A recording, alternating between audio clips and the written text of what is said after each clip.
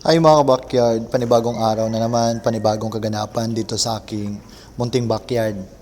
So bago tayo pumunta sa topic natin ngayon mga ka-backyard, kung ano ba ang ginagamit kong shampoo na mabisa para matanggal ang dumi ng ating mga alagang manok, matanggal ang kanilang mga kuto. So pumunta muna tayo sa shoutout. Shoutout sa iyo Gerardo Concio, shoutout sa iyo Rams Garcia, shoutout sa iyo Papa Joms. So kung sino po ang gusto magpa-shoutout sa inyo, mag-comment lang kayo sa video na to para sa next vlog ko is ma-shoutout ko kayo. So ayan mga ka-backyard, pinaliguan ko na ang aking mga alagang Brahma dahil okay na ang panahon ngayon at saka malakas na ang init dito sa aking munting backyard. So wala na pong ulan at saka good na ito para paliguan ko ang aking mga Brahma na manok. Kung isa ka ng problema mga ka-backyard kung ano ang magandang shampoo na i-apply mo sa iyong alagang manok pag once nagpapaligo ka, ang video na to is bagay na bagay sa iyo. Dahil marami kang matututunan na tips and ideas patungkol sa shampoo na ginagamit ko sa aking mga alagang manok kung paano natanggal ang kanilang kuto sa murang halaga na shampoo. So wag na nating patagalin mga ka-backyard dahil excited ang topic natin ngayon. Start na tayo.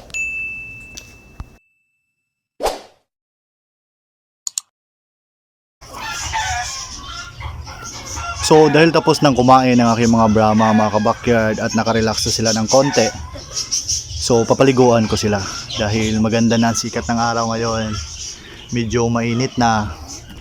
So good na po ito para paliguan ko aking mga Brahma. Actually unang ligo nila ito, kaya maganda na paliguan natin ang ating mga alagang manok para maging fresh ang kanilang katawan.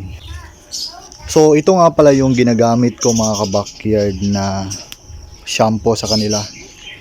Itong Ceromites.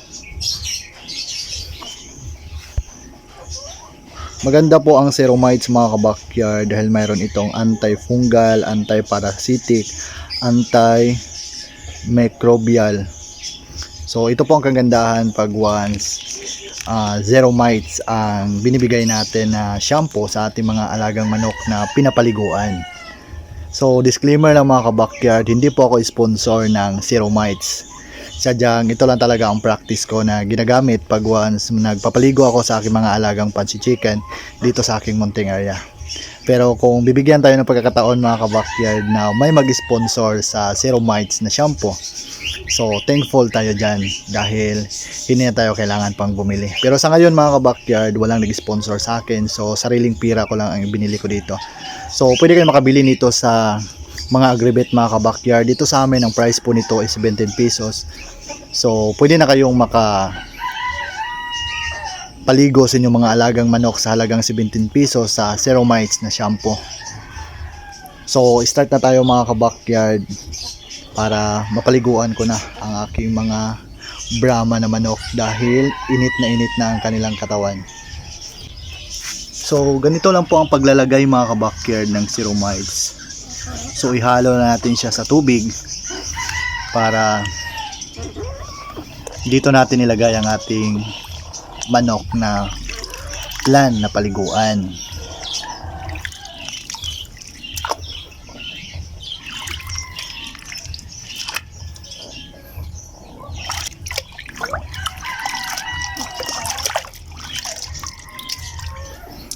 So mabango po ang Ceromites mga ka-backyard sa tubig at saka maganda din siya sa balahibo ng ating mga manok. So ngayon ready na ang tubig na nilagyan ko ng Ceromites, so oras na para mag-start tayo magpaligo sa kanila.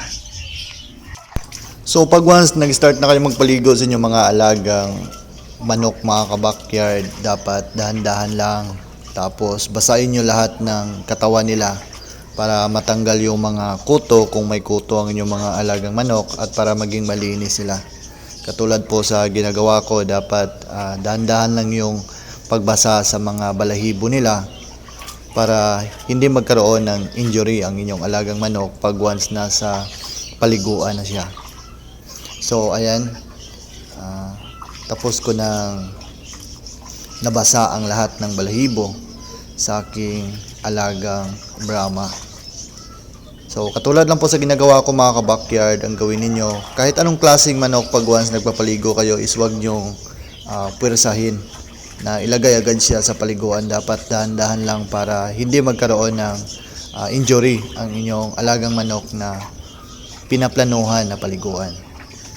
Lalong-lalo na pag once mga Brahma ang pinaliguan nyo mga ka-backyard dahil masyado silang malaki at saka malakas sila. Dapat pag once nag-start na kayong magpaligo, so dahan-dahan lang kayong maglagay ng tubig sa kanilang katawan kasi ang tendency pag once binigla nyo silang ilagay agad sa tubig, baka gumalaw sila ng malakas sa loob ng paliguan at magkaroon ng injury ang kanilang paa. So ayan mga ka-backyard, tapos ko na napaliguan ang unang manok ko. So doon ko siya inilagay sa labas na may bermuda para hindi madumihan ang kanyang paa at para matamaan din siya ng init para madaling matuyo ang balahibo ng aking alagang manok na pinapaliguan ngayon.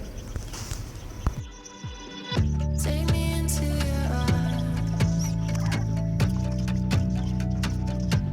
and take me over. Take me into your arms. Take me over. Take me into your arms.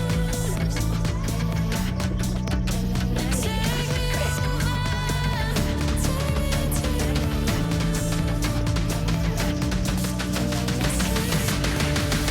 I just hope that someday someone would love me.